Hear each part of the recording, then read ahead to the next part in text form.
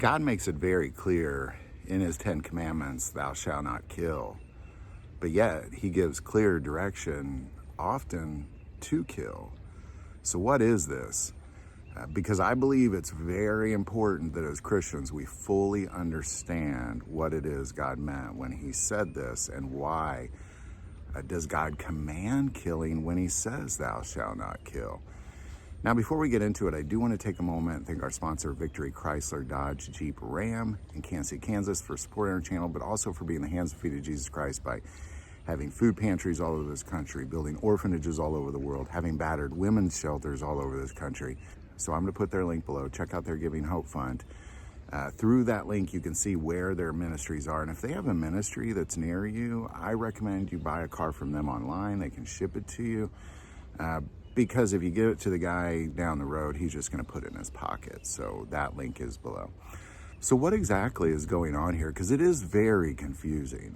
It really is. So let's just talk about what God says about killing. First of all, in the 10 Commandments, thou shalt not kill. And that word is murder.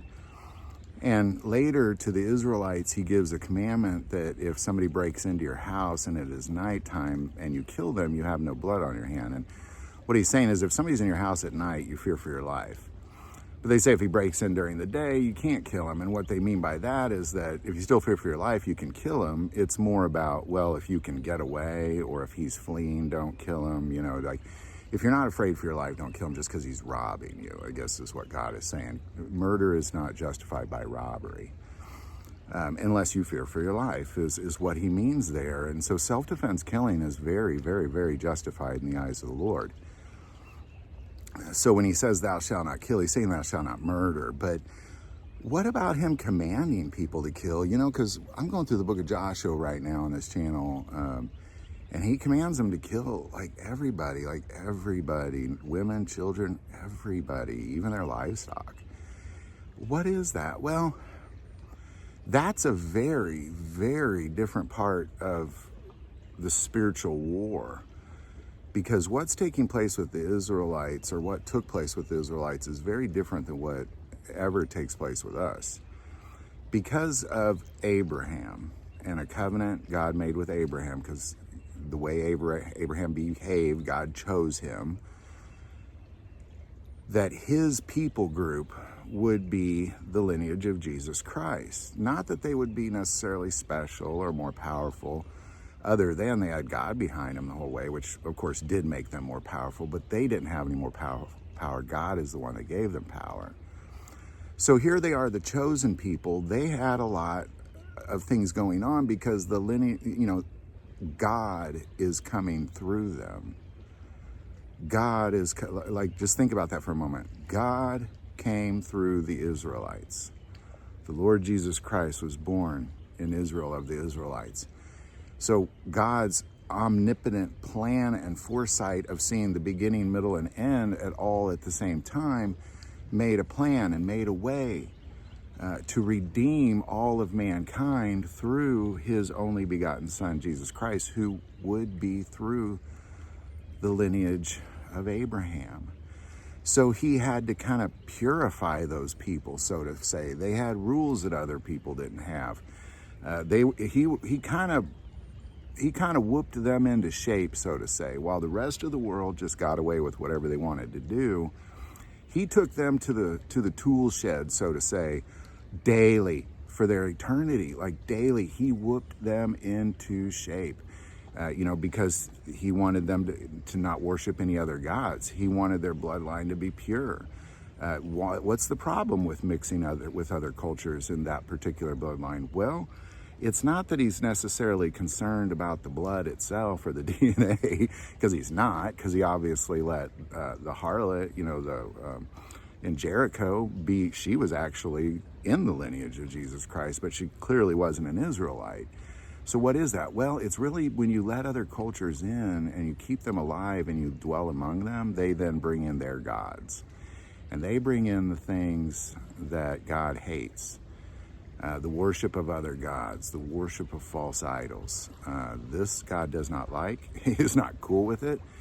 And in order to bring his son through the lineage of this people, he needed them to dwell amongst themselves and themselves only and keep out of the reach of everybody else. But of course, Satan had alternative plans, and they're constantly battling against that. And that's really why Israel is at war even to this day. It's because he's still not done with them. There's still a future for Israel in God's plan. So, this is why. This is very different. Why did God command them to kill them all? Well, because he was redeeming all of humanity. In God's eye, he had to have kind of a pure line that led to him becoming human and redeeming, laying down his life for you and me, and redeeming all those people in the past and all the people in the future. All of us, redeeming us all. Like, this is something that we really have to truly wake up to is, God, and a lot of times people mock God by saying, kill this woman if she commits adultery, stone her, good rules, God. They make fun of him for that, but that doesn't apply to us. That applied to them. That applied to that people group before the birth of Jesus Christ, only to purify all those weird laws that God had for them that people mock today. That has nothing to do with us. That had something to do with them. Now the 10 Commandments, of course, have to do with us. You can't abolish all the laws, but many of the laws of Moses, that only applied to Israelites. Especially when people like Joshua would walk up into Jericho and God says, kill them all. Man, woman, child, leave nothing alive. This is why. Because he can't have their false gods mixing in with the Israelites as they bring about the redemption of mankind through their bloodline. That's what it's about. So, it's a very confusing thing, but in the end, you have every right in God's eyes to defend your life. If you can defend yourself without killing somebody, God would, that's what he wants you to do. But if it requires killing somebody, the blood is not on your hands, according to the Lord. The blood is not on your hands. But you can't just kill somebody. That's murder. That's a whole different thing. So, just be clear, God, and when it comes to just carrying a self-defense weapon, do keep in mind Jesus told the disciples the night that he was captured, you need a sword. You need to be able to protect yourself. And if he was today, he'd say you need to carry a gun. You need to be able to protect yourself. So as a Christian, you have every right to defend yourself. You have every right to protect yourself. More so, God is not happy with you not protecting the ones that cannot protect themselves. So there you go. Any thoughts or insight on this? Definitely put it below. Obviously this is a deeper subject, and you probably talk about this for years.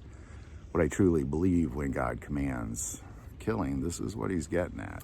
Any thoughts or insight, definitely put that below. I do want to take a moment and say most people watch this channel, they're not subscribers. Click that subscribe button. It greatly increases the algorithm and our ability to get these messages out. That link is below. But the most important part of this channel is we take prayer requests, and never hesitate to send that in. Thank you for watching this episode of God, Family, and Guns. As always, love God, love your family, and love guns.